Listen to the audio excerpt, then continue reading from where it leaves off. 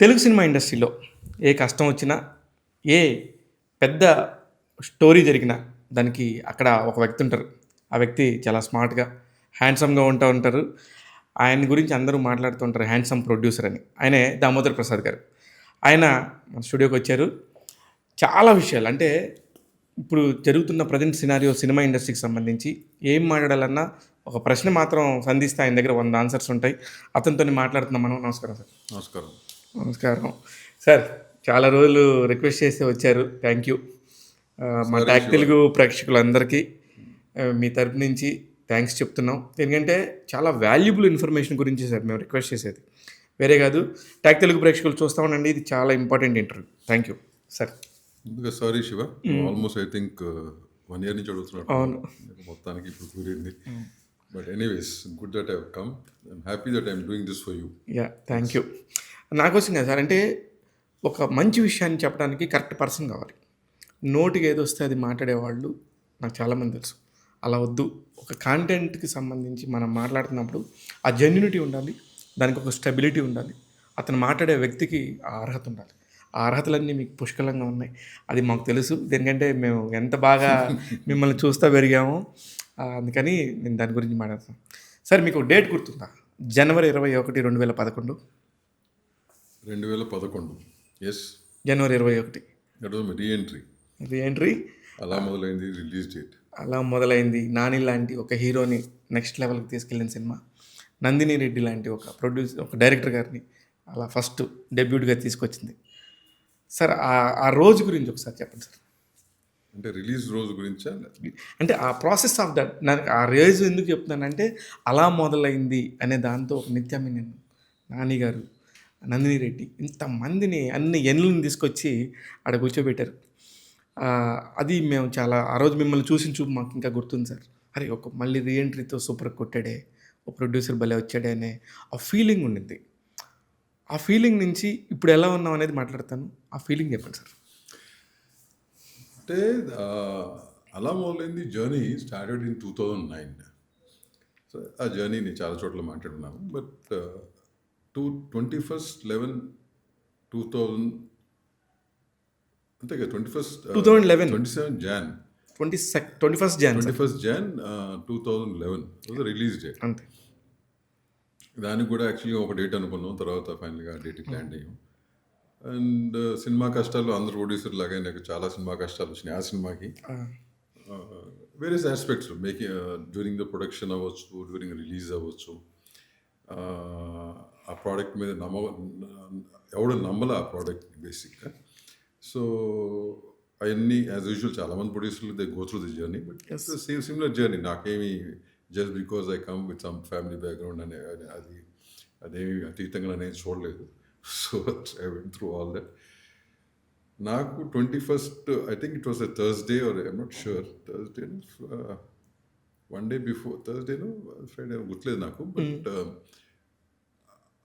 Morning show నాకు జనరల్గా ఏంటంటే మార్నింగ్ షోకి నేను థియేటర్గా 3 థియేటర్లు రౌండ్ కొట్టి వస్తాను జనరల్గా. ఫస్ట్ నుంచి అలవాటు ఉంది నాకు. సో మధ్యలో గ్యాప్ వచ్చింది, దీనికి కూడా అదే అలవాటు.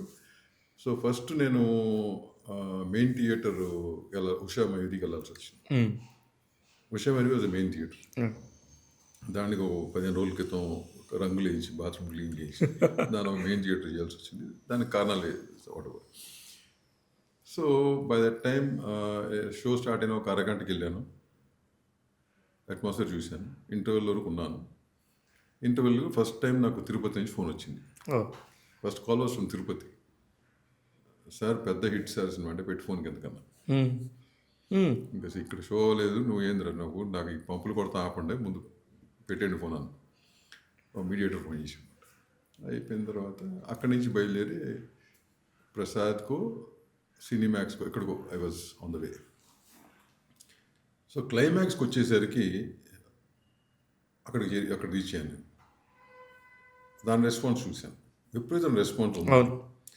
బట్ ఎక్కడో కూడా నాకు ఇంకా సింక్ కాల. ఎందుకంటే దానికి నేను ఇంత చెప్పినట్టు దానికి పడిన ఇబ్బందులు కానీ బాధలు కానీ ఆ రోజు వరకు, అంటే రాత్రి 12 వరకు నేనేం పడ్డానో నాకు తెలుసు. నాతో పాటు నా టీం కానీ ప్రొడక్షన్ టీం అంతా కూడా. ఇది మధ్యాహ్నం 12ంటికి అంటే ఎగ్జాక్ట్లీ 12 అవర్స్ 12 అవర్స్ తర్వాత 12 అవర్స్ నేను అందుకని అంటుంటాను ప్రొడ్యూసర్ ఒక జాతకం మిడ్ నైట్ నుంచి మధ్యాహ్నం 12ంటికి వాడి జాతకం తెలిసిపోతుంది కరెక్ట్. దట్ ఎప్పుడు అంటుంటా మాట it's true also. So by the time I came to the office కొన్ని కాల్స్ వచ్చినాయి. సరే ఇదేదో చేస్తా అని అనుకున్నాను బట్ సింక్ కాల. It was running around morning show was around 60%, 70%లో ఏదో ఓపెన్ అయిట్ ఉంది, కొన్ని చోట్ల 40%. 40, 45, 50 బట్ మ్యాట్నీకి ఇట్ వాస్ 100%. ఇంకా అక్కడి నుంచి it never look back. Yes. Next day నాకు ఎవరో గుంటూరు నుంచి ఫోన్ సార్ మన ఈ సినిమా 300 రూపాయలు బ్లాక్ అమ్ముతున్నారు సార్ టికెట్లు అట్లా. అయినా సింక్ కాదు. నాకు ఇండస్ట్రీ నుంచి ఎవరు ఇంకా అప్పటికి ఫోన్ చేయలేదు. మండే, ట్యూస్డే, మండేకి నాకు సింక్ అయింది, ఇండస్ట్రీ వాళ్ళకి ట్యూస్డేకి సింక్ అయింది. అప్పుడు ట్యూస్డే ఇండస్ట్రీ కాల్స్ వచ్చాయి. అప్పుడు వచ్చినాయి నాకు calls. So that's what the journey is. I was happy, I was really happy. ఎందుకంటే one of the reasons why I was more happy is మా ఫ్యామిలీలో మా ఫాదర్ పోయిన తర్వాత మా గ్రాండ్ ఫాదర్ కానీ ఏమైనా బాబాయ్ కానీ all of us were in the industry, most of us. పోయిన తర్వాత ఏమైందంటే ఒక చిన్న ఫట్వా లాగా పాస్ చేశారు లేడీస్ అందరూ. సినిమా ఇండస్ట్రీ ఇంకా మనకున్న చాలా వ్యాపారాలు ఈ ఇండస్ట్రీని పక్కన పెట్టాలి, because this also one of the industries which మా ఫాదర్ డెత్కి కానీ అంటే సడన్ హార్ట్ అటాక్ ఆ టెన్షన్ మూలంగా వచ్చింది అనుకోవచ్చు. అట్లా అట్లా వేరియస్ రీజన్ మా బాబాయ్ గురించి తాతగారి గురించి. సో అది జరిగినప్పుడు వాళ్ళందరికీ అగెయిన్స్ట్గా వెళ్ళి నేను మళ్ళీ ఓపెన్ చేయడం అంటే అంతకుముందు కూడా చేశాను, కానీ ఎక్కడ నా పేరు బయటకు వచ్చేది కాదు. కరెక్ట్. ఫైనాన్స్ చేసిన అది కూడా నేను అడుగుతాను, నాకు కొన్ని తెలుసు. బట్ ఇది డైరెక్ట్గా ఇంకా నేను చేస్తే కన్విన్స్ చేశాను, చెప్పాను ట్రై ఇట్ అవుట్ అని. So all of them are happy. అలాగా at the same time happy, at the same time ఏం ట్రై చేయడు ఇంత పెద్ద ఇచ్చాడు మళ్ళీ ఏంటి ఇరుక్కుపోతాడు ఎప్పటికైనా అనే ఫీలింగ్ కూడా అదే రోజు ఎక్స్ప్రెస్ చేశారు. మళ్ళీ ఉంటుంది కదా మరి, అంతే అంతే. ఇండస్ట్రీ తెలిసిన వాళ్ళు కదా, తెలిసిన వాళ్ళు కాబట్టి అమ్మాయిలందరూ కూడా తెలుసు కాబట్టి. And so that moment was very happy for me. That's the reason I cherish that moment.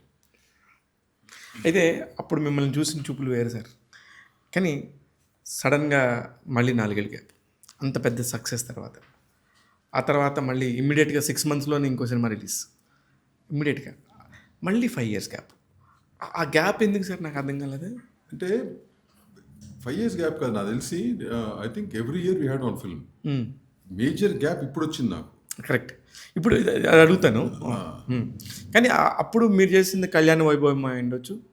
దాని తర్వాత అంతకుముందు ఆ తర్వాత అవును, అంతకుముందు ఆ తర్వాత ముందు నరేష్తో ఒకటి ఉండాలి, పార్ట్నర్షిప్ చేసింది. హ్యాపీగానే ఒకటి మధ్యలో ఒకటి ఇరుక్కున్నాం, నరేష్తో ఒకటి. దాని తర్వాత అంతకుముందు ఆ తర్వాత గ్యాప్ వచ్చింది, గ్యాప్ వచ్చి కళ్యాణ వైభవం వచ్చింది. అవును, correct. So all the gaps are conscious gaps. It's not that నాకేమి కాన్షియస్గానే జరిగిన గ్యాప్స్ అయ్యి, ఓకే, కావాలనే అట్లా ఏం లేదు. అంటే ఎక్కడో కొంచెం ఆ ఓల్డ్ సిస్టంలో పనిచేయటం మూలంగా, పాత సిస్టమ్ అలవాటు అవటం మూలంగా my decision making is very slow. అప్పట్లో అంటే కథల విషయంలో కానీ కన్ఫర్మ్ చేయాలంటే కనుక కొంచెం ఐ యూస్ బి మోర్ కథల గురించో లేకపోతే వర్క్ గురించి కొంచెం ఎక్కువ ఉండేది. కరెక్ట్. సో దానివల్ల decision making was little slow. ఇంకోటి ఏంటంటే నాది క్వాంటిటీ బేస్డ్ కాదు, quality based. I was never quantity based. It's not that I can't go to anybody, ask for dates or go for a combination and just go ahead అనేది ఆ mind set అప్పుడు కాదు నాది. Okay. It was not that mind set. So దాని మూలంగా this gaps happen. అలాంటి mind సెట్టే ఉంటే నాని గారిని, నిత్యామేని, నందిని గారిని వీళ్ళతో చేయరు కదా ఒక కాంబినేషన్ సెటప్ అంటే. కానీ కాంబినేషన్ సెటప్ వల్ల ఎన్ని సినిమాలు ఇబ్బంది పడే పరిస్థితి మనం కళ్ళ ముందు చూస్తున్నాం. అలాంటి ఉదాహరణలు ఏమైనా చెప్పగలరా? అంటే నన్ను చాలామంది ఇంతకుముందు కూడా అనేవారు ఏంటి సార్ అంటే, they 2 ways of doing it. ప్రొడ్యూసర్లు కాంబినేషన్ అది తప్పని నేను అన్నాను. ఇప్పుడు ఇది ఒక వ్యాపారం. కరెక్ట్. టోటల్గా వ్యాపారం కింద చూసే వాళ్ళకి ఓ పద్ధతి, కొంచెం ఇటు కళ ఇటు వ్యాపారం అనుకునే వాళ్ళకి ఓ పద్ధతి. Both the choices are yours. Correct. So what choice you make is what you have to stick on. Correct. చాలామంది ఏంటి దాని మీద ఒక్కాలి దీని మీద ఒక్కాలి వేసి నష్టపోతుంటారు మేజర్గా. ఇప్పుడు తప్పులేదు, ఇప్పుడు వ్యాపారం చేద్దాం అనుకున్నాం, మంచి కాంబినేషను, ఇందులో తీద్దాం అనుకున్నాం, ఇందులో అమ్ముకుందాం అనుకున్నాం, డబ్బు సంపాది. Correct. It's a business. It's business, pure this thing. So that అది నేను తప్పు అన్నాను. కాకపోతే ఏంటంటే అది కూడా ఒక సిస్టంలో రన్ అయ్యేది.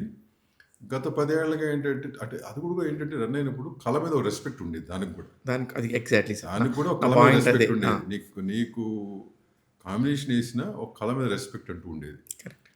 నాకు అంటే నా అబ్జర్వేషన్లో నేనేంటి గత మోస్ట్ ఆఫ్ ది 5 ఏళ్ళు 10 ఏళ్ళ నుంచి కూడా ఆ కళ మీద రెస్పెక్ట్ అనేది సన్నగిల్లిపోయి వ్యాపారం మీద రెస్పెక్ట్ పెరిగిపోయింది. సో బేసిక్గా మనది ఏంటంటే కళతో కూడుకున్న వ్యాపారం. కరెక్ట్. సినిమా అనేది కళతో కూడుకున్న వ్యాపారం. అవును సార్. కళకు రెస్పెక్ట్ ఇచ్చినందుకన్నా వ్యాపారం ఫాలో అవుతుంది. కానీ గత 10 గంటల ముందు వ్యాపారం ఫాలో అవుతుంది, కళ ఫాలో కాదు. కరెక్టే కానీ but that is the difference. రెండు మ్యూచువల్గా కరెక్ట్గా ఉంటేనే ఇక్కడ వర్కౌట్ అవుతుంది నేను కదా అదే చెప్తున్నాగా. సార్. నేనే ఇది కళకు ముందు రెస్పెక్ట్ ఇవ్వాలి కళమ్మ తల్లికి. అవును. ఆటోమేటిక్గా వ్యాపారం ఇవన్నీ రన్ అవుతాయి. కానీ ఇంత లాంగ్ గ్యాప్ మీ కెరియర్లో మామూలుగా లేదు. నాకు ఈసారి లేదు. ఎందుకంటే అయితే I told you last film FCUK అని చెప్పి ఫాదర్ చిట్టి ఉమా కార్తిక్ కోసం కథ రచన చేసింది. కానీ అది నాకు ఫాదర్ చిట్టి ఉమా కార్తికేయ అంటే ఆ నలుగురు క్యారెక్టర్స్ని FCUK అని పెట్టాం. పెట్టారు. ఇప్పుడు ఇంత సినిమా గురించి తెలిసిన మీరు, ఇంత సినిమాల గురించి ఎంతో కొంత అవగాహన ఉన్న మీరు, ఒక టైటిల్తోని ఎంత ఇబ్బందికరమైన పరిస్థితి వస్తుంది అనేది మీరు అర్థం చేసుకోలేదు. అంటే నేను ఎట్లా ఆలోచించానంటే వాట్ ఈస్ FCUK? మీరు చెప్తుంది ఒక అక్షరం ఇటు ఒకటి ఉంది. FCU is major brand of UK. అవును. It's a garment brand. Correct. నీకు పొద్దున్న లేసి మీరు కేబీఆర్ పార్క్లో నడుస్తే కనుక ఆడవాళ్ళు కానీ మగవాళ్ళు కానీ FCUK అని చెప్పి బ్రాండ్ టీషర్ట్లు ఉంటాయి కరెక్ట్. బోల్డ్గా. అవును. ఓకేనా? అవును. సో నేను అనుకుంది ఏంటి దట్ పర్టిక్యులర్ ఫిలిం దానికి ఉన్న కంటెంట్ ఒక అంటే అప్పటికి ఏమైందంటే ఈ పబ్లిసిటీ బాగా పెరిగిపోయింది. దాము గారు మీరు ఇట్లాంటి టైటిల్స్ పెడితే అడవదు, కొంచెం జనరేషన్ని అట్రాక్ట్ చేసే టైటిల్స్ పెట్టాలి అంటే ఎప్పుడైతే ఈ టైటిల్ మైండ్లోకి వచ్చిందో ఇనిషియల్గా నేను ఆలోచించా. But then I said this a brand, ఏమైనా ప్రాబ్లం వస్తే FCUK నా మీద కేసు వేయాలి. కరెక్ట్. సో కదా. అవును. అప్పుడు అది కూడా అనుకున్నాం వాళ్ళ బ్రాండ్ వేయాలి కదా కేసు అని చెప్పి చాలా డిస్కషన్ జరిగినా కూడా నేను సరే మారుద్దామా అని చెప్పి ఇంకో 10 టైటిల్స్ ఎత్తుకోం. నాకెందుకు దానికి తగ్గ టైటిల్ నాకు అనిపించలా. Maybe I was fixed in the mind, తెలియదు నాకు. అదే ఆల్రెడీ బ్యాక్ ఎండ్లో ఫిక్స్ అయిపోయిన తర్వాత ఏంటి ఎన్ని టైటిల్స్ చెప్పినా ఈ బౌన్స్ అవుతాయి. అది కూడా అదే నాకు తెలియదు కానీ but finally went with that. అది చాలామంది చాలామంది చాలా చెప్పారు తర్వాత తప్ప అంటే I don't know the reason was that. కానీ ఒక్క పర్టికులర్ సినిమాతో మనం సంపాదించుకుందో మనకి ఏదో ఒక క్యాలిబర్ ఉంటుంది, ఒక బ్రాండ్ ఉంటుంది, ఒక ఇమేజ్ ఉంటుంది, ఒక ఫినాన్షియల్ స్టేటస్ ఉంటుంది. మొత్తం కలిపి అక్కడ ఒక దగ్గర పెట్టేసి అవి మొత్తం మిస్ అవటం ఒక సినిమాతో ఆవిరైపోవటం అంటే ఆ సినిమాతో చూసారంటారా? లేదు. Financially yes. ఫైనాన్షియలీ అంటే నేనేది ఇప్పటివరకు రంజిత్ మూవీ చరిత్రలో ఎప్పుడూ కూడా ఒక ఇటు అటు ఇంట్రెస్ట్ లాస్ అనో లేకపోతే అఫోర్డబుల్ లాస్ ఉండి. అవును, affordable correct. It's a good word. దీనికి ఏమైందంటే for the first time in the history of Ranjith movies we lost even the principal amount. మొత్తం పోయింది. సరే అది అఫోర్డబుల్ అంటే అఫోర్డబుల్ నాకు అంటే keeping the status of mine or whatever little I have it's affordable. But still that blow is something which I could take. అంటే నేను ఎప్పుడు లేనిది ఏంది ఇది, అంత తప్పు ఏం చేసాము దీంట్లో అనేది. కరెక్ట్. సినిమా ఆడపోవటం తప్పు, ఆడలేదు ఓకే, జనానికి నచ్చలేదా రాలేదా తెలియదు నాకు. రాలేదన్నారు ఫస్ట్లో, తర్వాత OTTలో ఎవరో తీసుకోవాలా, పేపర్ వ్యూ ఇచ్చాం అమెజాన్కి, విపరీతంగా నడిచింది. అవును, పేపర్ బాగా ఉంది, దాని కింద కామెంట్స్ చూస్తే ఇంకో రకంగా ఉన్నాయి. అది సెకండ్ వీక్లో ఎక్కడో మారుమూల థియేటర్లు ఆడుతుంటే కొంతమంది తెలిసిన లేడీస్ ఫోన్ చేశారు, చుట్టాలు కానీ ఫ్రెండ్స్ వాళ్ళ పిల్లలు, బాగుంది సినిమా బాగుందాము, మా లేడీస్ టాపిక్ ఇవాళ వరకు ఎవడో అడ్రస్ చేయలేదు, నువ్వు అడ్రస్ చేసావు చట్టసంహితంగా. నిజంగా సినిమా పరంగా నిజంగా దానికి స్లైడ్ డ్యామేజ్ లేదు సార్. నేను అసలు బేసిక్గా నా సినిమాలో ఎక్కడ కూడా స్లీజ్ ఉండదు. అవును. ఓకే, న్యూడిటీ అనవసరంగా కావాలి న్యూడిటీ చూపడం ఉండదు నాకు. డైలాగ్ రూపాల్లో బూతులు అనేది కావాలని పెడతాం అనేది ఉండదు. సందర్భపరంగా ఉంటే ఉండొచ్చు కానీ ఉండదు. నా అన్ని సినిమాలు చెక్ చేసుకోండి. Correct. It was never there. So because that is what I believe in. Okay కదా. సో అది కొంచెం నాకు ఇట్ మేడ్ మీ థింక్. అంటే జనరేషన్లో అంటే అప్పుడు కోవిడ్ టైం, కరెక్ట్. కోవిడ్ అప్పుడప్పుడే అప్పుడే కోవిడ్లో షూట్ ఆగిపోయింది, 10 days షూట్ ఆగిపోయింది. తర్వాత మధ్యలో గ్యాప్ వచ్చి మళ్ళీ షూట్ చేసాం. చేసిన తర్వాత మళ్ళీ కోవిడ్ ఆగిపోయింది. మళ్ళీ 20లో ఓపెన్ చేసినప్పుడు పోస్ట్ ప్రొడక్షన్ ఫినిష్ చేసాం. So all this was a burden. Small film it's a burden కదా, ఇంట్రెస్ట్ కానీ ఏదైనా. కానీ అది మీరు స్మాల్ ఫిల్మ్ అని ఎలా అంటారు మామూలుగా? చిన్న సినిమా అంటే చిన్న సినిమా అంటే బడ్జెట్ పరంగా చెప్తాను. ఓకే. నా లెక్కలో పెద్ద సినిమా చిన్న సినిమా అనేది ఎప్పుడు చెప్పేది అంటే బడ్జెట్ పరంగా. Okay. As a film audience సినిమానే పెద్ద సినిమా అంటాను నేను. కరెక్ట్ సార్ మీరు ఎప్పుడైనా కానీ. సో బడ్జెట్ పరంగా నేను చెప్తాను. బడ్జెట్ పరంగా means that has limited budget, 7 crores budget, 6 crores budget అనుకుని చేసిన సినిమా. సో దాని ప్రకారం so that made me think. Sir title అంటారా, టైటిల్ కొంతమంది లేదు సార్ దాము టైటిల్ మీరు వేరే టైటిల్ పెట్టుంటే కనుక ఇంత బ్యాడ్ ఉండేది కాదు. నేను 100 కారణాలు, కర్ణుడి చావుకు 100 కారణాలు అన్నట్టుగా ఉండుండొచ్చు. అయితే సార్ ఇప్పుడు ఆ 7 కోట్లు ఇప్పుడు శ్రీ రంజిత్ మూవీస్తో సినిమా చేసినప్పుడు ఇప్పుడు ఉన్న మార్కెట్ ప్రకారం ఏదైనా మినిమం ఒక 5 నుంచి 6 కోట్లు అవుతుంది అంటారా? ఈజీగా అంటే 5-6 కోట్లు అప్పట్లో అయ్యేది నాకు. ఇప్పుడు నేను అదే రేంజ్ చేయాలంటే maybe it cost me 1 crore or 2 crores more only. 100% అవుద్ది కదా సార్. కానీ ఇప్పుడు వచ్చే సినిమాలు 1.5 2 కోట్ల రూపాయలు పెట్టి అత్యద్భుతమైన సినిమాలు, మంచి మంచి కాంటెంట్ ఓరియంటెడ్ ఫిలిం డెఫినెట్గా తీస్తున్నారు. మనం అది యాక్సెప్ట్ చేయాలి. అప్పుడు ఉన్నాయి, ఇప్పుడు ఉంది.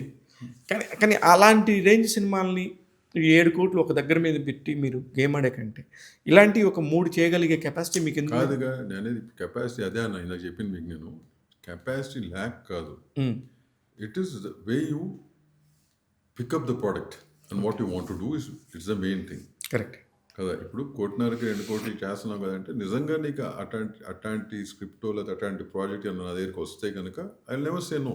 అలా నచ్చాలి, నచ్చితే నేను చేస్తా. ఓకే.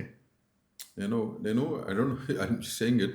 నన్ను చాలామంది అడిగారు, చాలామంది ఇంతకుముందు ఇన్నేళ్ళుగా కూడా, దాము గారు మీరేంటి మీ సినిమాని ఒకే కోవకు సంబంధించి మీరు మా సినిమాలు తీరా అంటే అనే మైండ్ సెట్ కాదు. నేను చేసి 100% తీస్తాను, బట్ ఏంటి నచ్చాలి. దానికి సింపుల్గా చెప్పాలంటే అందరికి అర్థమయ్యే విధంగా చిన్న బూత్ ఉంటుంది, బట్ చెప్తాను.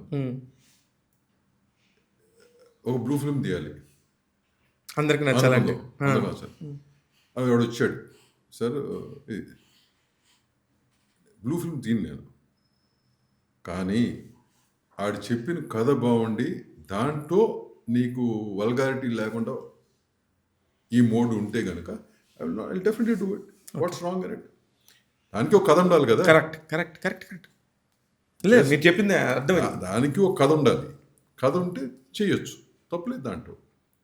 ప్రాపర్ కథ ఉంటే కదా. కరెక్ట్. సో మన దగ్గరికి వచ్చిన కంటెంట్ని బట్టి దాన్ని బట్టి నా చాయిస్ ఉంటుంది ఎప్పుడు కూడా.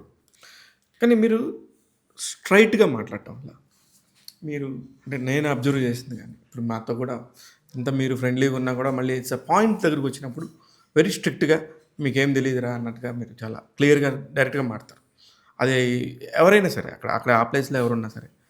దానివల్ల మీకు ఉపయోగం ఉందా లైఫ్లో? దానివల్ల వచ్చిన నష్టం? నేను మాటలను బట్టి ఉపయోగం ఉంటే మాట్లాడతాం, ఉపయోగం లేకపోతే మాట్లాడతాం నా వల్ల కాదు. నువ్వు ఏదో అడిగి నాకు తెలిసింది అది కాకుండా ఇప్పుడు శివాకి సాటిస్ఫై చేస్తూ ఆన్సర్ చెప్పంటే నేను చెప్పలేను. Correct. I cannot do it. I could never do it. దానివల్ల కొంచెం పెరుగుతారు కదా సార్ శత్రువులు.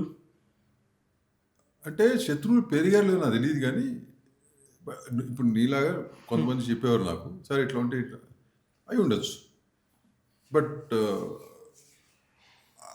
వాళ్ళు వెళ్ళిపోతున్నాను దానికి ఏదో కోసం నేను సపరేట్ ఆన్సర్ చెప్పాలనేది నా వల్ల కాదు.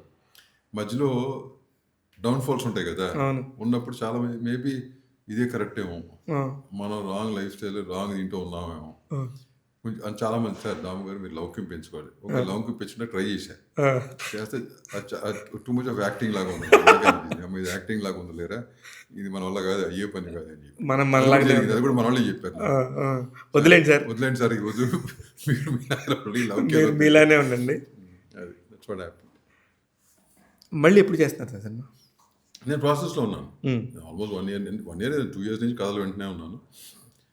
ఒక 2-3 కథలు ఓకే చేసి పెట్టి ఉంచాను. ఓకే. అండ్ మలయాళంలో ఆఫీస్ ఉండేది మా నాన్నకి, అది అప్పుడు మూసాం. తర్వాత అలా మొదలైంది, మలయాళం రిలీజ్ చేసి మళ్ళీ చేసాం. ఇప్పుడు కొచ్చిన్లో కూడా ఆఫీస్ ఓపెన్ చేసాం. ఓ సో మలయాళం కూడా చేద్దాం అనుకుంటున్నాను.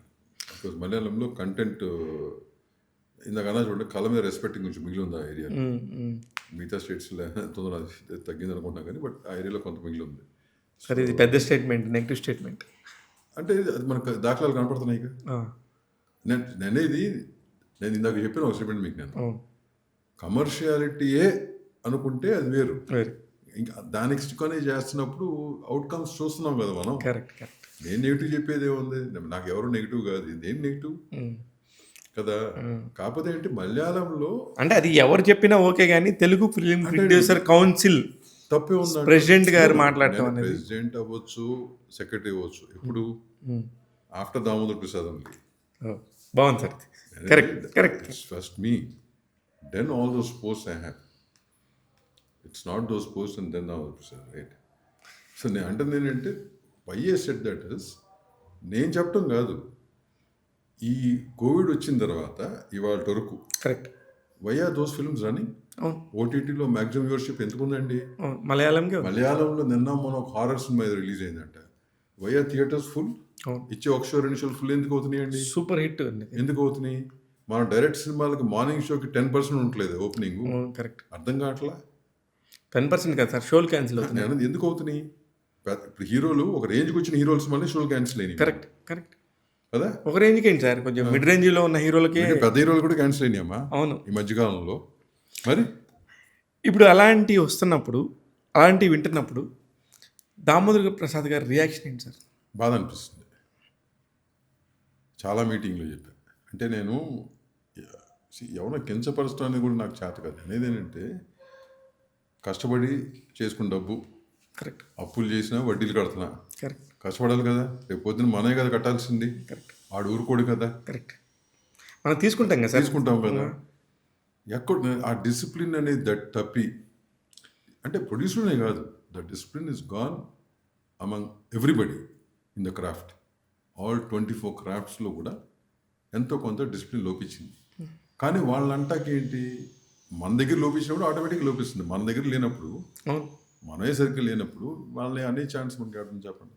కరెక్ట్. నేను ఎంతసేపు వాళ్ళ మీద ఇళ్ళమే పడతాను. మనం అసలు ఉన్నాం కరెక్ట్గా, మనం చేస్తున్న పద్ధతి కరెక్ట్గా చేస్తున్నామా?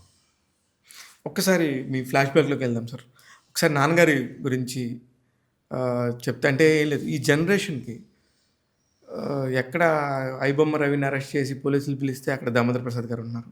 ఒక సినిమా ఫంక్షన్లో ఓపెనింగ్ అంటే దామోదర్ ప్రసాద్ గారు ఉన్నారు. పెద్ద మీటింగ్ అంటే అక్కడ ప్రసాద్ గారు ఉన్నారు. లేదు, ఒక సినిమా ఓపెనింగ్ అంటే దాము గారు ఉన్నారు. అన్ని ఈవెంట్లో దాము గారు ఉంటున్నారంటే దానికి ఒక లెగసీ ఉంది. దాని బ్యాక్గ్రౌండ్ ఏంటో చెప్పాలంటే ఈ జనరేషన్కి మీరు చెప్పాలి నాన్నగారి గురించి. Is my God father basically, and at the same time నేను ఇవాళ ఈ రకంగా ఉంటాకి ఎంతో కొంత కారణం ఆయనే. ఆయన అంటే I last him, he passed away when I was 16 years old. బా, I'm the eldest in the family. నాకు ఇద్దరు తమ్ముళ్ళు ఉన్నారు. మా mother is house wife always. పెద్ద ఫ్యామిలీస్ అయినా కానీ house wife.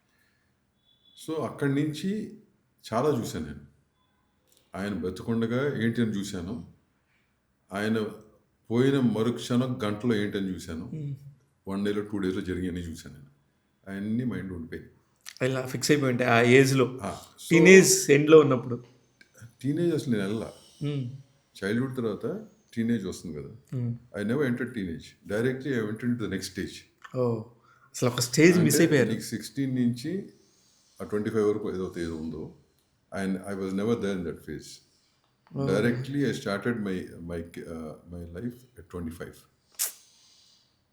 Budget lovers gani, whatever it is, whatever expired. So that is what it is. What is the phase you face 16 to 25? It's very tough. Why, sir? You have a very big family. అంటే అందరూ అనుకుంటారు family bond with golden spoon and all this, maybe all those things are right, but ప్రతి దానికి దానికే ఉంటుంది. It's not that పెద్ద ఫ్యామిలీస్లో పుడితే గొడవలు ఉండవనే కాదు, లేకపోతే ఇష్యూస్ ఉండవని కదా. కొన్ని బయటకు వస్తాయి, కొన్ని బయటికి రావు అంతే. అంతే 4 గవర్నమెంట్లు ఉంటాయి అంతే. So everybody has that. So ups and downs natural కదా. కరెక్ట్. మనీ అంటే డబ్బు ఒకటే క్రైటీరియా కాదు కదా. They are so many other emotional stuff which carry. నాన్నగారు ఎన్ని సినిమాలు ప్రొడ్యూస్ చేశారు sir? Almost I think 2024 2024 almost ఏ ఉంటాయి చాలా. అందులో కొంచెం మనకు బాగా టక్మని చెప్పగానే వినిపించగానే గుర్తుండే అంటే ఆయనది అసలు నేను చెప్పే కదా నాలాగే జార్నలిస్టిక్ అంటే ఆయన పాపం ఫస్ట్ ఫిలిం చీకటి వెలుగులు. చీకటి వెలుగులు. That was the most expensive film. Who is hero sir? Krishna గారు. కృష్ణ గారు, వాణిశ్రీ, ఇంకో ఆమె పేరు అప్పుడే ఇంట్రడ్యూస్ చేసినట్టు నా పేరు ఉంది. మిగతా మొత్తం అసలు star cast of Telugu industry మొత్తం ఉంది అంటే. చీకటి వెలుగులు. చీకటి వెలుగు మీకు కొడితే వస్తుంది. One of the best musicals ఆ రోజు. అది కేఎస్ ప్రకాష్ గారు డైరెక్టర్. ప్యారలల్గా రాఘవేంద్ర ఫస్ట్ సినిమా అయింది బాబు వాజ్ మేక్, మా కజిన్ తెలిసిన శేఖర్ అని ఆయన చేశాడు. 2 సినిమా ఒకేసారి జరిగింది. సో చీకటి వెలుగులు అనేది కాశ్మీర్లో చేశారు. Most of the most expensive film those days. Kashmir అప్పుడు ఏదో ప్రాబ్లం వచ్చి వారు వచ్చి మళ్ళీ వెళ్ళారు. 2 times వెళ్ళాల్సి వచ్చింది అప్పట్లోనే. సో అది మాట. So that's one film. అది ఒక ఎత్తు అవుతే నాలాగే ఎందరో అని చెప్పి ఒక సినిమా చేశారు. ఈరంగ్ శర్మ అని చెప్పి బాలచంద్ర. నాలాగే అందరూ. అవును, చిరంజీవి గారితో కూడా ఆయన సినిమా చేశారు. ఈరంగ్ శర్మ గారు. ఒక్క కాటికి చెప్పు దెబ్బ చేశాడు. దాని తర్వాత నాలాగేంద్రో ఆయన చేశారు. Naalaage Endaro was a more touching film. It was made in black and white. రూపాన్ని ఆర్టిస్టు పల్లవి అండ్ హేమసుందరు, నారాయణరావు వీళ్ళందరూ. అప్పట్లోనే దానికి నాకు తెలిసి 18-16 నంది అవార్డులు వచ్చినాయి దానికి. బాబా. Best artist, best heroine, best song, best music, everything was almost అని వచ్చినాయి దానికి. చాలా. సినిమా ఆడాల డబ్బులు పోయినాయి. అవునా? ఇప్పుడు అది చీకటి Velugulu. Cheekati Velugulu was musical hit, was source. మిగతా డబ్బులు పోయినంటే నేను చెప్పే కానీ అది most of the affordable loss it's not that. So అట్లా దానికి గోల్డెన్ నంది వచ్చింది. ఐ థింక్ దట్ వాజ్ అప్పుడు చంద్రబాబు నాయుడు గారు was the cinematography minister in Congress గవర్నమెంట్లో సినిమాటోగ్రఫీ మినిస్టర్. సో అప్పుడు ఏంటి అది బ్లాక్ అండ్ వైట్ సినిమా మా అమ్మ పేరు మీద ఒక బ్యానర్ పెట్టి మా అమ్మ తీసుకుంది అవార్డు. ఓకే, అదే అవార్డు. సో అది that was one of the maze. దాన్ని మళ్ళీ మలయాళంలో రీమేక్ చేసాం ఆదాయం అని చెప్పి. పూర్ణిమ జయరామ్ సెకండ్ ఫిల్మ్ను నడిముడి వేణుని చనిపోయాడు మొన్న ఈ మధ్య. Nedumudi Venu's I think first film something like. అది నాన్నగారు పోయినాక I had to finish it. But so అదొక సినిమా. ఏ ఇయర్ సార్ అది నాన్నగారు పోయింది? నాన్నగారు పోయింది 1984 June 11th. So I almost got in to my legs on ఆ డిసెంబర్ నుంచి mostly. So anyways so that's story. So అట్లా. బట్ సో అదొకటి. తొలి కొడి కూసిందని చెప్పి ఇంకోటి దానికి నంది అవార్డులు. అది బాలచంద్ర చేశాడు. అది that was directed by Balachandra. Lady చంపిన పులి చంపిన లేడీ నెత్తరు ఉండేదంట కథ. యాక్చువల్గా టైటిల్స్ అన్ని డిఫరెంట్గా ఉంటాయి. పాల్గొని ఆయన ఉన్న రైటర్ ఆయన కథ. సో పాలగుమి పద్మరాజు దగ్గర ఆయన కథ అది అదొకటి. దాని తర్వాత మళ్ళీ కమర్షియల్ యాంగిల్కి వెళ్ళిపోయాడు. విజయనగరంతో 2 సినిమాలు చేశారు ఆయన. చట్టానికి వేగులు ఒకటి, లంక బిందులు ఒకటి. అట్లా చేసే టైంకి అప్పటికి మీకు 16. రామారావు గారితో మా ఇద్దరు కదా, సీనియర్ ఎన్టీఆర్ గారు దాంతో మా ఇద్దరు కదా, దానికి క్లాప్ అప్ నేనే కొట్టినట్టు. మీరే కొట్టారా సార్? ఉంటుంది ఆ ఫోటోగ్రఫీ అక్కడ ఉంటుంది మన దాంట్లో. బట్ సో రామగారితో ఇనీషియల్ పరిచయం అక్కడ నాకు. But late on long journey. కానీ సో అది ఏమనేవారు సార్ అప్పుడు అంటే ఉన్న చిన్న మా ప్రొడ్యూసర్ గారు అబ్బాయి అనేది ఉంటుంది కదా, అట్లా ఏమి ఉండదు. అంటే తెలుసుగా నాన్నగారు బాగా తెలుసు, నానంటే బాగా గౌరవం కూడా. టిపికల్గా ఆయన కొంచెం మెంటాలిటీ వేరుగా ఉన్న. సో ఆయన ఇష్టపడుతుండేవాడు ఆయన. ఓకే, నాన్న వాజ్ క్వైట్ గుడ్ అనమాట. సో అది మా ఇద్దరు కదా. దాంట్లో మంజుల, జయప్రద అది పెద్ద మ్యూజిక్ రేట్, మళ్ళీ చాలా పెద్ద హిట్ మ్యూజికల్గా. ఓకే, డబుల్ యాక్షన్ అయింది డ్యూల్ రోల్. అండ్ మీద star cast, Telugu star cast మొత్తం ఉంటుంది. అదే one of the expensive films రోజుల్లో. సడన్గా ఇప్పుడు ఆయన వెళ్ళిపోయినాక టక్మన్ ఆపేశారా సార్ మొత్తం? చెప్పాక మీకు ఇందాక అదే కండిషన్స్ దట్ సో ఇండస్ట్రీ వద్దు అని దీని మీద అయిపోయాం అందరూ. ఒక్కసారి మీరు అందరూ ఫ్యామిలీ, నాకు కొంతమంది తెలుసు, మీకు అసలు ఇండస్ట్రీ అనగానే బంధువులు చాలా పెద్ద ట్రీ ఉండింది. ఒకసారి ఏమనుకోకుండా చెప్పగలరా? అంటే మీ బంధువులు బాగా వెల్ నోన్ ఎస్టాబ్లిష్డ్. మా చిన్న తాతగారు మీ స్టార్ట్ ఆఫ్ విత్ ఇప్పుడు మా తాతగారు వాళ్ళు 4 బ్రదర్స్. ఓకే. అందరికంటే పెద్ద ఆయన మా తాతగారు, ఆయన ఇండస్ట్రియలిస్ట్. రెండో తాతగారు వెంకటరత్నం గారు అని చెప్పి ఆయన కూడా బిజినెస్ చూసుకునేవారు. జాయింట్ ఫ్యామిలీ, ఎక్కువగా ఇనిషియల్గా జాయింట్ ఫ్యామిలీ ఉండి తర్వాత వెళ్ళిపోయినట్టున్నారు. మూడో ఆయన కేఎల్ మిశ్రా గారు, ఆంధ్ర బ్యాంకును ఆంధ్రజ్యోతి యూఎస్. నాలుగో ఆయన జయదేవ్ గారు అని చెప్పి ఇప్పుడు ఆయనకి 2 ఆడపిల్లలే. So one of them is married to Varun Motors. అట్లా అందరూ కూడా డిఫరెంట్ బిజినెసెస్. రెండో గ్రాండ్ ఫాదర్ బ్రదర్, రెండో కొడుకే లింగమూర్తి గారు, వాజ్ హ్యాండ్లింగ్ లక్ష్మీ ఫిలిమ్స్. లింగమూర్తి గారు అంటే చాలా ఫేమస్. అసలు చాలా కథలుగా ఉంటాయి. అవును. నాన్నగారు జయదేవ్ గారు, వీళ్ళందరూ కూడా ఇండస్ట్రీలో, అంటే ఫ్యామిలీ నుంచి ముగ్గురు కూడా ఇండస్ట్రీలో. అంటే మీ ద్వారా ఎవరన్నా ఇండస్ట్రీకి పరిచయం అయ్యారా సార్? అంటే ఎట్లా అంటే ఇండస్ట్రీలో టెక్నీషియన్స్గా కానీ డైరెక్టర్గా కానీ, ఇప్పుడు నాకు నందిని గారిని చూడగానే బ్యాక్ ఎండ్లో నాకు తెలియకుండానే మీరు కనపడుతూ ఉంటారు. అలాగా కథలో క్యానమన్ ఉన్నారు, రాజు అని అతను ఇంకా ఉన్నారు. అంటే ఇప్పుడు నేనేది డైరెక్ట్గా నాతో ఇంట్రొడక్షన్ కాకుండా, అంటే నాకున్న ఇప్పుడు ఫర్ ఎగ్జాంపుల్ ఒక డైరెక్టర్ 2-3 సినిమాలు చేశాడు, బట్ సక్సెస్ కాల. బట్ అతనిలో వర్త్ ఉంది. సక్సెస్ కాకపోవడానికి కారణాలు చాలా ఉంటాయి కదా. సో సక్సెస్ కాలేదు కదా అని చెప్పి అతనితో మాట్లాడకూడదు, లేదా అతను తీసుకోకూడదు అని నా దగ్గర ఉండదు. సో ఒక నిజంగా అతను వర్త్ అనిపిస్తే కనుక అతను నేను తీసుకొచ్చాడు. అట్లా ఉన్నారు చాలామంది. సో ఇంద్రగంటి కూడా టోటల్ డౌన్లో ఉన్నప్పుడే నా సినిమా చేసిన తర్వాత అనేది. సో అట్లా నేను ఆలోచిస్తాను. అంటే మీ డైరెక్టర్స్ కూడా చాలా టిపికల్గా మీరు ఎన్నుకుంటారేమో అనిపిస్తుంది నాకు. ఎందుకంటే ఫస్ట్ నందిని గారిని మీరు తీసుకుని వచ్చినప్పుడు అసలు నందిని గారిని ఎందుకు సెలెక్ట్ చేశారు సార్? అంటే అప్పటికి చాలా కథలు విన్నాను. అంటే అప్పటికి ఒక జయ గారు, విజయ నిర్మల గారు తప్ప అట్లా అని లేదు. అంటే నేను అసలు అట్లా ఆలోచించలేదమ్మా. నాకు జెండర్తో అసలు పెళ్ళగా నేను అసలు నేను కూడా జనరల్గా అట్లా ఆలోచించలేదు. నేను ఏంటంటే నాకు కథలు చాలా విన్నా అప్పటికి. ఏదో ఒకే మోస నాకు ఎక్కడ సెట్ కాల, నచ్చల. బేసిక్గా ఏ మాటకి ఆ మాట తను మేబీ అప్పుడు కూడా నందిని చాలామంది దగ్గర తిరిగింది, చాలామంది దగ్గర కథలు చెప్పానని చెప్పింది. తను ఏ మూడ్లో వచ్చిందో కానీ, సరే ఇంకో ప్రొడ్యూసర్ ఎవడో కొత్తోడు వచ్చాడులే వింటా అంటున్నాడు కానీ మూడ్లో తను చెప్పినట్టు ఉంది నాకు కథ అప్పుడు. అండ్ నాకు గుర్తుంది, చిన్న చిరిగిపోయిన కాగితం మీద రాసుకొచ్చి, చిరిగిపోయిన కాగితం ఉప్పలపాటి నారాయణరావు అని చెప్పి, అప్పుడు కూడా నేను ఎక్కడ వేరే చోట ఉంటే కనుక సరే తన ఏదో ఆఫీస్లో ఉన్నాడు, ఆ ఆఫీస్కి రమ్మని చెప్పాడు. సో అక్కడ విన్నాక నేను. సో ఫస్ట్ హాఫ్ విన్నాక బాల్కనీ సిగరెట్ కాల్చుండకి వెళ్ళి నారాయణరావు నాకు ఎందుకు నచ్చింది ఫస్ట్ హాఫ్ చాలా రోజుల తర్వాత. సెకండ్ హాఫ్ అంత నచ్చపోయిన నారాయణరావు కూర్చుని వర్కౌట్ చేద్దాం, ఇది కన్ఫర్మ్ చేసేయండి అని చెప్పడం జరిగింది. ఓకే. దాని తర్వాత ఇది సెకండ్ హాఫ్. అది ఫస్ట్ మీటింగ్, ఫస్ట్ టైం కలిసాను. ఫస్ట్ అనుకున్నాను, ఐ సెడ్ ఓకే. అంటే కృష్ణవంశీ గారి దగ్గర పనిచేశారనో లేకపోతే బ్యాక్గ్రౌండ్ నేనేమి చెక్ చేయలేదు. ఓకే. తర్వాత చెప్పారు నాకు, తర్వాత నారాయణ చెప్పాడు ఏం చేసింది అమ్మాయి అంటే, అప్పుడు చెప్పాడు. కానీ అప్పుడు ఫస్ట్ నాకు వెళ్ళటం అంటే కథ స్టార్ట్ చేసింది తను. ఓకే. డైరెక్ట్గా ఒక 2 నిమిషాలు మామూలుగా మాట్లాడుకుని కథ స్టార్ట్ చేసింది. దాని తర్వాత ఇవన్నీ నాకు చెప్పారు. కానీ మళ్ళీ కూడా ఆమెతో పనిచేస్తారు, కళ్యాణ్. ఓకే. అయితే సార్ ఇప్పుడు కొత్త అమ్మాయితో పనిచేసింది మీరు, సూపర్ సక్సెస్ వచ్చినాక, మీరు ఊహించని సక్సెస్ వచ్చిన తర్వాత ఇమ్మీడియట్గా తేజ గారితో ఎందుకు పనిచేశారు సార్? ఇమ్మీడియట్గా చేయలేదుగా. అది హోరాహోరీ ఇమ్మీడియట్ సినిమా కాదు అది. ఓకే. మధ్య 2 సినిమాలు జరిగినాయి. కానీ తేజతో అసలు యాక్చువల్గా తేజ నాకు ఎప్పటి నుంచో చేయాలని అడుగుతున్నాను, కానీ నాకు ఎందుకో నేను చేయలే ఇప్పుడు కూడా. ఓకే. ఈ సినిమా కూడా నేను అతనే అడగల. ఓకే. తను వచ్చి తను చేద్దామంటేనే సరే ఎప్పటి నుంచో ఉంది కదా చేద్దాం అనుకుని లైన్ చెప్పాడు, బాగానే ఉంది చేద్దాం అనుకుని చేశాను. But that's a major disappointment for me.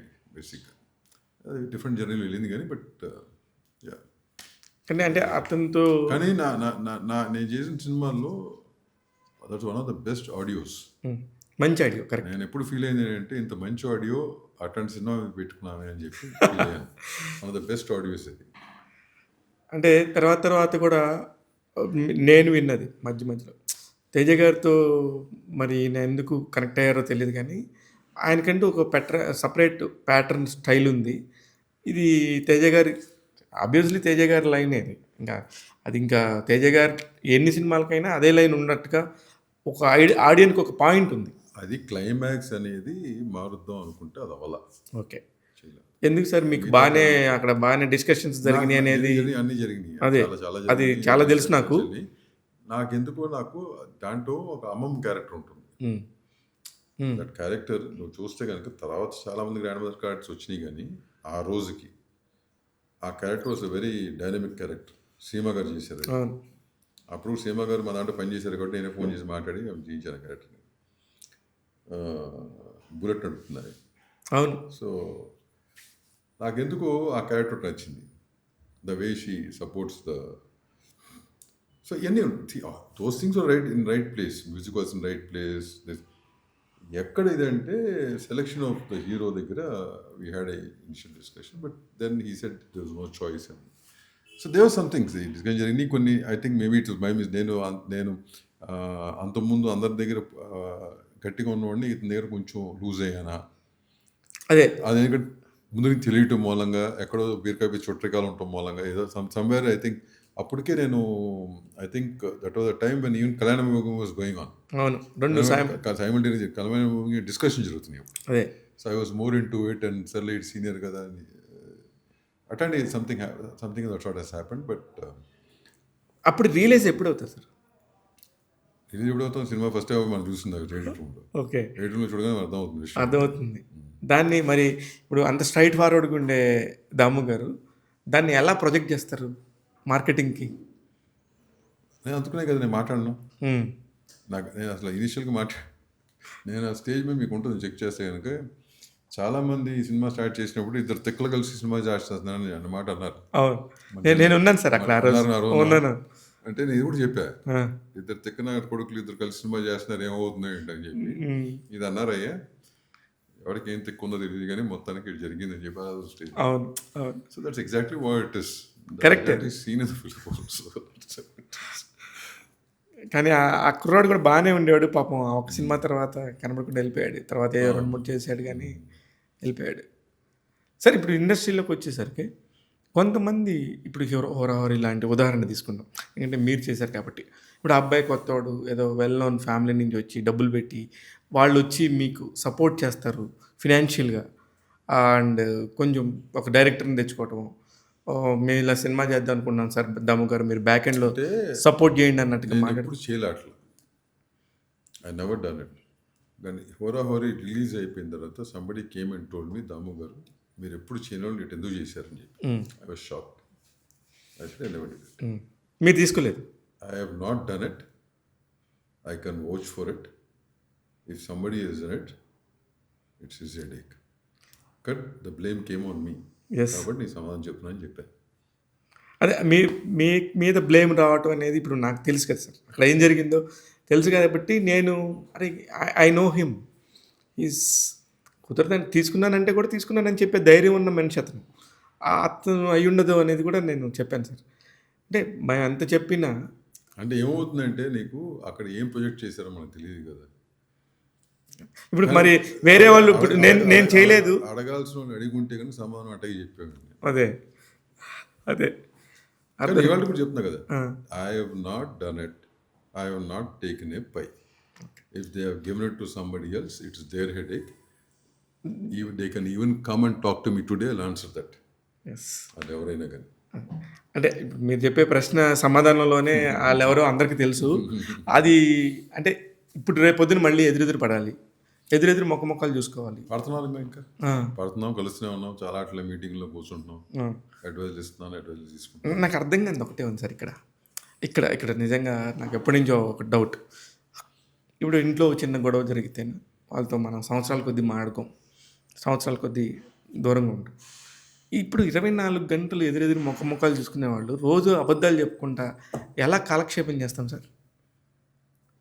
అంటే నాకు అర్థం కలదు. అంటే ఇప్పుడు ఒక డిస్కషన్ జరిగింది, ఒక ప్రొడ్యూసర్ డైరెక్టరే గొడవ జరిగింది, రేపు పొద్దు నుంచి మళ్ళీ కలిసి మాట్లాడాలి కదా, వాళ్ళతో ఎలా పెట్టుకుంటారు? ఆ ట్రస్ట్ ఉండదు కదమ్మా. ఇంకా అయిపోయింది. నాకు మనసులో వన్స్ ఇరిగిపోయిన తర్వాత అతుక్కోవటం చాలా కష్టం. Okay, I'm talking about my self, I don't know what others. అది ఏ విషయమైనా కానీ ఎవరైనా కానీ, బట్ వాళ్ళ స్టెప్ ముందుకేసి దే ఆర్ కంటిన్యూయింగ్ అంటే కనుక okay, that's okay. But that level of trust of friendship or that relation will not be there. అంటే హ్యూమన్ ఎర్రర్స్ కింద చూసేసి okay move on, we keep moving on, but that respect or that this thing is gone. But on a day-to-day basis, life has to go on. Things have to move on. To move on. Sir నాకు తెలిసినంత వరకు film ఛాంబర్లో రెగ్యులర్గా మేము first ఇండస్ట్రీకి వచ్చినప్పుడు DVS రాజు గారు అప్పటికి ఆయన సినిమాలు తీయటం మానేశారు. మురళీమోహన్ గారు ఆయన ప్రొడక్షన్లో ఉన్నా కూడా అతడు లాంటి ఒక సినిమా తర్వాత వాళ్ళ బ్యానర్ నుంచి పెద్దగా వచ్చినాయి ఏం కాదు. వీళ్ళందరూ అక్కడ మూవీ ఆర్టిస్ట్ అసోసియేషన్ అయి ఉండొచ్చు, తెలుగు ప్రొడ్యూసర్ కౌన్సిల్ అయి ఉండొచ్చు, డైరెక్టర్ అక్కడ అసోసియేషన్ అయి ఉండొచ్చు, ఫిల్మ్ ఛాంబర్ అయి ఉండొచ్చు.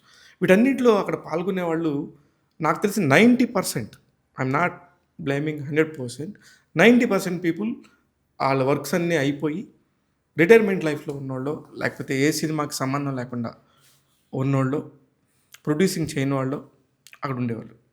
కానీ మీ దగ్గరికి వచ్చేసరికి, మీ టర్న్కి వచ్చేసరికి కొంచెం అందరూ చేసి సినిమాలు చేసేవాళ్ళు, వీళ్ళందరూ వచ్చి అక్కడ కూర్చోవడం మొదలుపెట్టారు. కరెక్టే సార్? అంటే see, what I'm saying is associations అనేది Yeah. All these associations are guiding force. అంతేగాని చాలామంది ఏం ఫీల్ అవుతుంటారంటే ఆ పదవుల్లో కూర్చుంటే అది మనకి కిరీటం పెట్టే మన మహారాజులు అనుకుంటాం. తప్పు. కరెక్ట్. We are all temporary guardians for 1 year or 2 years to guard the association. దానికి ఉన్న బైలాస్ కానీ చూడటానికి that's the power vested with us by the members who elected us. ఇది బేసిక్ రూల్. ఇప్పుడు అక్కడ ఎవరు కూర్చోవాలి అంటే ఇప్పుడు రన్నింగ్లో ఉన్న ప్రొడ్యూసర్ సినిమాలు కంటిన్యూస్ వ్యాపారం చేస్తున్నారు, అంత టైం ఉండదు. ఓకే. సో సినిమాలు తీసి ఆ ఎక్స్పీరియన్స్ ఉండి ఆ ఎక్స్పీరియన్స్తో కూర్చొని చేయడం తప్పులేదు. నేను ఇక్కడ తప్పు అంటే నథింగ్ రాంగ్. వాళ్ళు అలా అనుకుంటున్నారు కదా, మీరు ఇక్కడ రన్నింగ్లో ఉన్న ప్రొడ్యూసర్స్ మీరు వెళ్ళి ఎందుకు కూర్చుంటున్నారని నేను ఇప్పుడు అనేది నేను రన్నింగ్లో ఉండగానే వచ్చాను. అవును. అప్పుడు అవసరమైంది request of 2 people, 2 good friends and 2 good people whom I know for long. I had to come. Once I came in, that continued. మధ్యలో కోవిడ్ వచ్చింది కాబట్టి లాంగ్ పీరియడ్ కంటిన్యూ అయింది. అవును. లేకపోతే కనుక అక్కడ బ్రేక్ వచ్చేది. ఇప్పుడు కూడా నేను బ్రేక్ తీసుకోవాలనుకుంటే కనుక కంటిన్యూ అయింది. But I told the same people very clearly, now I want to move out. I've done enough. I call them thankless jobs. ఇవన్నీ కూడా థ్యాంక్లెస్ జాబ్స్. షూరే సార్ అది? 100%. There's no doubt about it. They are thankless jobs. అంటే దాన్ని వాడుకుని పైకి వచ్చే వాళ్ళు ఏముంటుందో నాకు తెలియదు. I'm not. మీరు ఎప్పుడు అలా రాలేదు? నేను రాలేదు, నాకు అవసరం లేదు. I don't have to do that. And అది ఏమిస్తుంటే నాకు నిజంగా తెలియదు, ఇవాళకి నాకు నిజంగా తెలియదు ఏమిస్తుంది అనేది. But I feel them they are thankless jobs. ఎందుకంటే ఎంత చేసినా కొంతమందికి ఏమంటారు దాన్ని, ఆ వెలుతు ఉంటూనే ఉంటుంది కొంతమందికి. కరెక్ట్. అండ్ కొంతమందికి ఉన్నా కానీ దాని అప్రిషియేషన్ ఉండదు. All this basically thankless. All these society jobs are thankless jobs. మరి ఎందుకు చేశారు అని మీరు అడగచ్చు. నా నెక్స్ట్ ప్రశ్న, సో మీరు ఎందుకు అంత పోటీలు పెట్టుకొని అంత పెద్ద ఎలక్షన్ లాగా, రిగ్గింగ్ లాగా? నేను ఎక్కడ వచ్చినా కానీ అంత పోటీలు మీద రాలి నా వరకు. సార్, దిస్ ఇస్ ద సిస్టంలో మాట్లాడినప్పుడు, సిస్టమ్ గురించి మాట్లాడినప్పుడు మీరు నా వరకు అని మాట్లాడటం. నా వరకు అంటే నేను అంటుంది ఏంటంటే, నేను అనేది నువ్వు పోటీలు అన్నావు కదా, ప్రతిసారి కూడా అంత హోరీ పోటీ నా వరకు అంటే, నా వరకు in the sense I'm talking about my post what I did. Chamber secretary ఉండొచ్చు. వాటికి పెద్ద ఏమి లాస్ట్ టైం తప్పక అంతకుముందు ఎప్పుడు కూడా నాకు ఇట్ వాజ్ లాస్ట్ టైం నేను చూశాను కాబట్టి నా కళ్ళారా. లాస్ట్ టైం ఒకసారి అది జరిగింది. అంతకుముందు ఎప్పుడు కూడా ఇట్ వాజ్ మీన్స్ ఒక red carpet kind of system only was there. So అట్లాగే వచ్చాను నేను, ఇంక్లూడింగ్ తర్వాత మన ప్రెసిడెంట్ దానికి కూడా కొంచెం ఎక్కువైంది. బట్ లాస్ట్ ఎలక్షన్ ఎక్కువ జరిగింది. నేను చెప్పే కదా థ్యాంక్లెస్ జాబ్ అని చెప్పి. So that leads to lot of stuff. ఆ లాట్ ఆఫ్ స్టఫ్కి మనం అనింగ్ ఉండి వత్తాసు పలుకుతూ వెళ్ళిపోతే కనుక ఒక రకంగా ఉంటుంది. అది మనం అవ్వదు చేయాలనుకున్నా కానీ అది సెట్ కాదని చెప్పే కానీ నేను.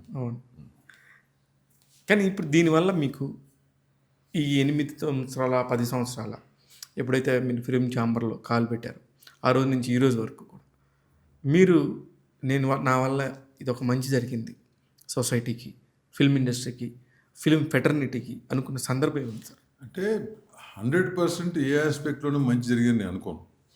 ఎందుకంటే రైట్ నో ద కైండ్, ఇప్పుడు ఒకటయ్యా, ఆల్ ది సొసైటీస్ ఎర్లియర్, సింపుల్గా లైన్ చెప్తాను మీకు నేను, దాంతో మీకు mostly will get all the answers. ఇదే ఛాంబర్కి the first secretary was my father. ఓకేనా? అప్పట్లో ఛాంబరు ఈ ఛాంబర్ అనేది విజయవాడలో హెడ్ ఆఫీస్, దాన్ని హైదరాబాద్ షిఫ్ట్ చేయడం జరిగింది. ఎందుకంటే మెడ్రాస్ నుంచి ఇండస్ట్రీ షిఫ్ట్ అవుతుంది కాబట్టి, క్యాపిటల్ కాబట్టి దాన్ని చేయడం జరిగింది. కరెక్ట్. దానికి ఫస్ట్ సెక్రటరీగా నాకు చేశారు. అండ్ ఫిల్మ్ నగర్కి ఆయన వాజ్ ద ఫస్ట్ సెక్రటరీ. దుప్పటి మసన్ గారు, డివిఎస్ రాజు గారు, ఆ బ్యాచ్ అంతా నానా వీళ్ళందరూ కూడా దర్ ఇంటెన్షన్ వాజ్ మెడ్రాస్ నుంచి హైదరాబాద్ షిఫ్ట్ అవ్వాలని ఇంటెన్షన్తో చాలా చేశారు. అప్పుడు నానా వీళ్ళందరూ, మా తాత వచ్చిన తాత గారు చెప్పాను, ఐ వాజ్ రాజ్యసభ ఎంపీ, అప్పుడు కాంగ్రెస్ 5 times చేశారు ఆయన. రాజ్యసభ ఎంపీ కదా కాంగ్రెస్ కి 5 times చేశారు ఆయన. So most of the family was Congress family those days. So దాంతో మొత్తానికి అప్పుడున్న చీఫ్ మినిస్టర్ కానీ వీళ్ళు కానీ యాక్సెస్ వాజ్ బెటర్. అండ్ అప్పట్లో industry face of the industry ఆ రోజుల్లో ఎవరండి? వీళ్ళే దుప్పటి మసన్న గారు, డివిఎస్ రాజు గారు, కానూరు రంజిత్ గారు, producers the face of the industry those days. Correct. Okay, yes, Rama Rao గారు, నాగేశ్వర గారు వీళ్ళందరూ కూడా ఆర్టిస్టులుగా they were there. But first వీళ్ళు, నెక్స్ట్ అంటే వాళ్ళు కూడా నిర్మాతలే కదా సార్, నిర్మాతలు కూడా అయ్యారు వాళ్ళు కూడా. సో అట్లా ఉండేది. అంటే బేసిక్గా ఏంటంటే ఒక వాల్యూ ఉండేది ప్రొడ్యూసర్ అనేవాడికి, ఫేస్ వాల్యూ ఉండేది. గవర్నమెంట్ దగ్గర ఏది కానీ మాట్లాడితే కానీ ఉండేవి వాళ్ళకి. Correct correct. ఆ తరం అయిపోయింది, ఇప్పుడు ఈ తరం వచ్చింది. ఈ తరంలో గవర్నమెంట్లన్నిటికీ ఫేస్ ఆఫ్ ద ఇండస్ట్రీ ఎవరండి? హీరోలు, డైరెక్టర్లు, ప్రొడ్యూసర్లు థర్డ్ లాట్లో ఉంటారు. అంటే వాళ్ళు కూడా ఎందుకు సోషల్ మీడియా మూలంగానో జనం కూడా ఏంటంటే రికగ్నిషన్ వాళ్ళకి ఎక్కువ ఉంది వీళ్ళకంటే. కరెక్ట్ కదా. కరెక్ట్. సో ఇట్లా అయిపోయింది కొద్ది సొసైటీస్ ఇవన్నీ కూడా స్లోగా ఏంటంటే ఏం చెప్పాలి, హౌ డు పుట్ దిస్, అప్పట్లో బైలాస్ చేసుకున్న బైలాస్ని అదే క్యారీ అవుతున్నాయి వాళ్ళు ఇప్పుడు. కరెక్ట్. సో ఏమైంది, ఇప్పుడు ఆ సీట్లలో కూర్చుంటే పాపులారిటీ పెరుగుతుందా? ఆ సీట్లు ఉంటే కనుక మనకి రికగ్నిషన్ పెరుగుతుంది, ఆ సీట్తోనే రికగ్నిషన్ పెరుగుతుంది. నేను నాకు అనామకండి, ఆ సీట్ ఉంటే కనుక రికగ్నిషన్ పెరుగుతుంది, నేను పలానాకు తెలుస్తానని అదొక చాప్టర్ రన్ అవుతూ ఉంటుంది చాలామందికి. ఆశ ఉంటుంది, తప్పలేదు. బట్ ఏంటంటే ఈ బేస్ మీద ఇప్పుడు మీరు ఎంత జెన్యున్గా చేసినా మీ టీంలో అలాంటి వాళ్ళు ఒక 3-4 ఉన్నారనుకుందాం, ఎలా హ్యాండిల్ చేస్తారు సార్ మీరు? అంటే చేసుకుంటూ వెళ్ళటమే. ప్రాసెస్ థాంక్లెస్ జాబ్ అని చెప్పే కదా. ఒకసారి ఫెయిల్ అవుతాం, ఒకసారి మాట పడతాం, ఒకసారి ఏదో ముందుకెళ్తుంటాం. కానీ ఎక్కడన్నా మీకు అందులో ఎక్కడన్నా ఫైనాన్షియల్ ఇన్వాల్వ్మెంట్ కానీ, నాకు ఒక డౌట్ సార్, నేను ఒక ఫ్రెండ్ కాదు, తెలియదు, నేను జర్నలిస్ట్ కాదు, మామూలుగా వీళ్ళందరికీ ఎవరికైనా సార్, ఈవెన్ నేను బతకాలన్నా ఎవరు బతకాలన్నా డబ్బు కావాలి, సింపుల్. వాళ్ళ లైఫ్ స్టైల్ లీడ్ చేయడం కోసం ఒక ఫిక్స్డ్ అమౌంట్ కావాలి. ఎక్కడి నుంచి రాకుండా ఈ థ్యాంక్లెస్ జాబ్ ఎలా చేస్తారు? ఈ సొసైటీస్ ఏం వస్తుంది, what is that, they know salaries, ఏం శాలరీస్ ఉండవు, పర్క్స్ లాంటి ఏమి ఉండవు, పెద్ద ఏమి ఉండవు. సో ఫ్రాంక్గా చెప్పాలంటే నాకు మోస్ట్ ప్రాబబ్లీ ఒక 7 ఏళ్ళ ఈ 1-2 years కాకుండా అంతకుముందు మటుకు డైలీ నాకు సంవత్సరానికి 2 లక్షలు ఖర్చు చేయాలి. అదే నేను అంటుంది, పెట్రోల్ కారు పక్కన రెగ్యులర్గా ఉండేది మనకు. కానీ బట్ అక్కడ ఎక్స్పెండిచర్ కానీ, అక్కడ నా ఎక్స్పెన్సెస్ కానీ, I use to pay for my own expenses, travelling and everything I pay for myself. So అవన్నీ కూడా నాకు సొసైటీ మీద కూడా ఎందుకు అని చెప్పి I use to pay myself అన్నమాట. చాలా మటుకు అది చాలామంది తప్పు, ఎందుకు నీకు అది you have the facility you should utilise అంటే నాకు ఎందుకు అది నచ్చేది కాదు. But various reasons for it. So అదే తప్పగా పెద్ద దాని మీద ఏదో ఇన్కమ్ వస్తుంది, దాని మీద పోస్ట్ ఉంటే ఇన్కమ్ వచ్చేస్తుంది, సంపాదించి నెలలకు గడిచిపోతుంది అనుకునేది మరి నాకు అది అర్థం కాదు. It's not, I don't think it's possible. If it's possible, I don't know how it's possible. Very good answer sir. అయితే ఇప్పుడు అసలుకి మొత్తం 2 తెలుగు స్టేట్లతో సహా ప్రపంచం మొత్తం కూడా మాట్లాడుకుంటున్న పేరు ఐబొమ్మ రవి. ఇమ్మడి రవి టాపిక్ సార్. మీరు కూడా పోలీస్ డిపార్ట్మెంట్తో పాటు వాళ్ళు మిమ్మల్ని కాల్ఫర్ చేశారా సార్? మిమ్మల్ని వచ్చి చూడండి మేము ఇలా చేసామని చిరంజీవి గారు, నాగార్జున గారు, రాజమౌళి గారు, ఇమీడియట్గా దామోదర్ ప్రసాద్ గారు ఉన్నారు, సురేష్ బాబు గారు, ఇంకా చాలా ప్రొడ్యూసర్లు కూడా వచ్చారు. వచ్చి అంటే బేసిక్గా what you have to understand is this is a fight which is going for very long అమ్మా. ఫిజికల్ పైరసీ ఉంది ఒకప్పుడు. డివిడీలు కానీ నీకు పెన్ డ్రైవ్లు కానీ డివిడి సిస్టమ్ కానీ ఇట్లాంటివి చాలా వచ్చినాయి. ఫిజికల్ పైరసీ ఉండేది, షాపుల్లో ఉండేది. ఆ షాపుని వెళ్ళి అరెస్ట్ చేయడం, తీసుకొచ్చి పడేసాను. నాకు అలా మొదలైంది. ఆల్సో నేను ఇవాళ కేసుని క్లోజ్ కలనాలి ఇంకా అవ్వలేదు. కాబట్టి డివిడీలు దొరికినాయి కదా కేసు పెడితే ఆడి వేలు వచ్చింది.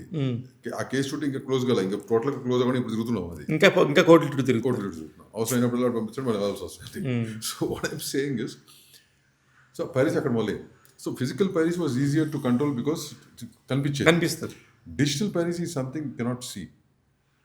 క్లౌడ్లో ఉంటుంది. అదే నీకు సిస్టమ్ ఇంకా నేను చెప్పాల్సిన వాట్ ఇస్ ఇట్ అని తెలుసు మీకు. ఇది గత 5-6 ఏళ్ళుగా ఆల్మోస్ట్ 7 yearsగా బాగా ర్యాంపెంట్గా పెరిగిపోయింది. కరెక్ట్. నీకు ఇప్పుడు ఫిజికల్ పైరసీ లేదు ఎక్కడ, మొత్తం డిజిటల్ పైరసీ కదా.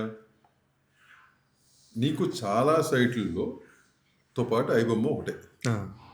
ఐబొమ్మ స్పెషల్ సైట్ ఏం కాదు. మూవీ రూల్స్ అని ఉంది, మూవీ ఎంబీ అని ఉంది, అంతకుముందు ఏ కొన్ని వచ్చినాయి కదా, కొన్ని పేర్లు నాకు గుర్తురాట్లేదు. ఇవన్నీ ఉన్నాయి. వాటితో పాటు ఇది ఒకటే. ఇది ఒక తెలుగు కూడా రన్ చేసేవాడు అంతవరకే. కానీ దీనికి ఒక మెగాస్టార్ రేంజ్. మెగాస్టార్ కాదు. మీరు యాక్చువల్గా ఏంటంటే మనది ఏమైపోయిందంటే అమ్మా, మీ అందరికీ కూడా ఏమంటారు, మన అటెన్షన్ స్పాన్ మన థింక్ షార్ట్ అని అయిపోయింది. నీకు ఇంకో జరిగింది అంత ముందు ఒకటి. ఆనంద్ గారు ఉన్నప్పుడు ఒకటి జరిగింది, September 29 ప్రెస్ మీట్ జరిగింది, ఒక మీటింగ్ జరిగింది. Correct. That was a major racket. బీహార్కి సంబంధించింది, తమిళనాడుకి సంబంధించింది మేజర్ ర్యాకెట్ అది. అది ఎవరు అంత అటెన్షన్ పే చేయలే. ఎందుకు పే చేయలే మరి? ఎందుకు పే చేయలే? That was major racket. అది అక్కడ ఎందుకు మేజర్ రాకెట్ ఎందుకు పే చేయలేదని నేను చెప్తా తర్వాత చెప్తాను కానీ. సో అదొకటి జరిగింది, అది వచ్చింది కదా. సో ఇది ఏంటి, ఆల్మోస్ట్ 3-4 years నుంచి మేము మాకు ఛాంబర్లో పైరసీ డిపార్ట్మెంట్ ఉంది. కరెక్ట్. ఓకేనా. అప్పట్లో ఫిజికల్ పైరసీ ఉన్నప్పుడు ఉంది, ఇప్పుడు డిజిటల్ పైరసీ ఉన్నప్పుడు ఉంది. సెపరేట్ స్టాఫ్ ఉన్నారు, దానికి ఒక సెపరేట్ ఎంటిటీ ఉంది. అండ్ చాలామంది ప్రొడ్యూసర్లు before release of the film వాళ్ళు లో గ్రేడ్ ఫండ్ ఇస్తే దాన్ని the system of operating it వస్తే కనుక ఇమీడియట్గా డౌన్ చేయడం కానీ ఇన్ని సిస్టమ్ ఆపరేట్ చేస్తుంది. చేసినప్పుడు మనకి క్లియర్ కట్గా ఈ మేజర్ సైట్స్ ఆ సైట్స్ నుంచి లింక్లు ఎక్కడికి వెళ్తున్నాయి అనేది ఇన్ఫర్మేషన్ దగ్గర ఉంటుంది. సో ఎప్పుడు కూడా గవర్నమెంట్లో అప్రోచ్ అవ్వడం జరిగింది. నేనే నాకు తెలిసి 4-5 ఏళ్ళ నుంచి నేను లెటర్లు ఏ గవర్నమెంట్కైనా రాస్తూనే ఉన్నా. పైరసీ ర్యాంపెంట్గా ఉందండి, సంథింగ్ అని రాస్తూనే ఉన్నాం. అంతకుముందు ఇక్కడ కానీ అక్కడ కానీ. అంతకుముందు గవర్నమెంట్ ఇక్కడ తెలంగాణ గవర్నమెంట్లో కేసీఆర్ గారు ఉన్నప్పుడు కూడా కేటీఆర్ గారు కొంచెం ఇనిషియేటివ్ తీసుకుని ముందుకు వెళ్ళింది, బట్ ఆగిపోయింది. అది ఏంటంటే గవర్నమెంట్స్కి సినిమా ఇండస్ట్రీ అనేసరికి glamour industry only for certain things. But when it comes to real work, నేను మా నాన్నగారు రాసిన లెటర్లో ఇప్పుడు తిరిగి రాస్తున్నాను. ఏ లెటర్లు అయ్యే కోరికలు రాస్తున్నాం ఇంకా వాళ్ళు కూడా. Then you can understand how it is. కాకపోతే ఏంటంటే మొన్న బాబు గారు ఫస్ట్ నుంచి కూడా ఈ వాజ్ ప్రోయాక్టివ్. రేవంత్ గారు ఈ was very proactive with the industry, frankly speaking. KCR గారు కూడా ఇనిషియల్ కోవిడ్ టైంలో ఈ వాజ్ క్వైట్ సపోర్టివ్. సో ఏమైంది, సో ఇది ప్రాసెస్ నడుస్తుంది. సో రాష్ట్ర వచ్చినప్పుడు అట్లాగే ఇదే ప్రాసెస్లో రేవంత్ గారు సీఎం అయినప్పుడు ఫస్ట్ సారి పైరసీ సంగతి చెప్పినప్పుడు ఆయన ఇమీడియట్గా ఆఫీసర్స్ చెప్పడం జరిగింది. అప్పుడు శివధర్ రెడ్డి గారు ఇంటెలిజెన్స్ డిపార్ట్మెంట్లో ఉండే. కరెక్ట్. సో వెళ్ళి వాళ్ళకి ఆయన కలవమని చెప్పి ఆయనే చెప్పారు. సో నేను సుప్రియ అప్పుడు రాజ్ కుమార్ అని చెప్పి మాకు పైరసీ డివిజన్, క్యాడ్ రాజ్ కుమార్ అని చెప్పి మణీంద్ర అని చెప్పి మాకు పైరసీ హెడ్ ఉంటారు. మేము ఆయన కలవటం జరిగింది. ఆయన సైబర్ క్రైమ్ కింద వస్తున్నామా శ్రీకాకుళం గారిని కలవమని చెప్పారు. ఆమెను కలవడం జరిగింది, ఆయన మొత్తం ఎక్స్ప్లెయిన్ చేయడం జరిగింది. దాని తర్వాత ఇట్లా ఇటు స్లోగా చేసుకుంటూ వెళ్ళి ఆనంద్ గారు కమిషన్ అయినప్పుడు ఆయన కలవడం జరిగింది. సార్ ఇవన్నీ ఇట్లా మా దగ్గర ఈ రికార్డు ఉంది, ఇట్లా ఉంది, మీరు కొంచెం కేసు బుక్ చేసి హెల్ప్ చేస్తుంటే ఆయన ఇమీడియట్గా హైదరాబాద్ సైబర్ క్రైమ్ డిపార్ట్మెంట్ కవిత గారికి శ్రీనివాస్ గారిని ఒక ఆయన ఉండేవారు. మరి ఇప్పుడు శ్రీనివాస్ గారు ఉన్నారు, బట్ ఆ శ్రీనివాస్ గారు వేరు అప్పుడు. సో ఆయన ఉండేవారు. సో ఆయన కలవమంటాం, ఈ కంప్లైంట్లు ఫైల్ చేయటం విత్ ప్రూఫ్స్ చేయాలి వాళ్ళకి. సో మనకి దొరికింది ఈ థియేటర్లో ఫస్ట్ క్యామ్ కోడింగ్ దొరికింది. క్యామ్ కోడింగ్ మన సిటీలో జరిగింది, సినీ పోలీస్లో. అది దొరకటం మూలంగా అక్కడి నుంచి ట్రాక్ పీవీఆర్ ఒకటి దొరికింది. అక్కడి నుంచి ట్రాక్ చేసుకుంటే ఆ ర్యాకెట్ దొరికింది. ఓకే, అక్కడ బీహార్ ఆ లింకులన్నీ అటు దొరుకుంటూ వచ్చినాయి. అదే మూమెంట్లో ఐబొమ్మ కంపెనీ కూడా పెట్టాం. ఐబొమ్మలు ఏంటి స్పెసిఫిక్గా అన్ని సినిమాలు ఉంటున్నాయండి ఇది. ఉమ్, సో దానికి స్పెసిఫిక్గా ఇవి ఈ థియేటర్ రికార్డింగ్ అనేది కాబట్టి వాళ్ళు కంప్లైంట్ పెట్టి సుమోటో కింద తీసుకుని చేయాలి తప్పదండి అని చెప్పాను. అంతకుముందు అతను ఛాలెంజ్ చేశాడు ఒకటి అవును. రాసినప్పుడు. పోలీస్కి- ఇట్లాంటివన్నీ జరిగి 3 ఏళ్ల క్రితం. అవును. ఎవరు ఏంటని తెలియదు మనకి. ఇవాళ రోజున పేరు బయటకు వచ్చింది కాబట్టి ఇప్పుడు రవి అంటారు కానీ మొదటి తెలియదు కూడా తెలియదు ఎవరు. అవును. అవి బొమ్మనే మీ ఐబొమ్మ అన్నారు కానీ మీ జర్నలిస్ట్ కూడా ఎవరికి తెలియదు.